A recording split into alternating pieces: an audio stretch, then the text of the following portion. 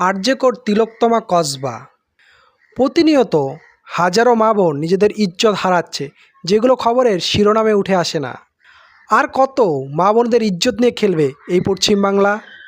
মানুষ দেখানো মোমবাতি মিছিল বের করে সেই মোমবাতির আগুনটা নিভিয়ে দেবেন না, সেই আগুনে সেই নরপিশাচদের জ্বালিয়ে দেওয়ার ক্ষমতাটা রাখুন এবার। ওই যে যমরাজের দরবারে দেখানো হয় না, যারা পাপ করে তাদেরকে গরম তেল গরম জলে চুবিয়ে রাখা হয়, পিঠের মধ্যে চাবুকের বাড়ি মেরে লবণ লাগিয়ে দেওয়া হয়।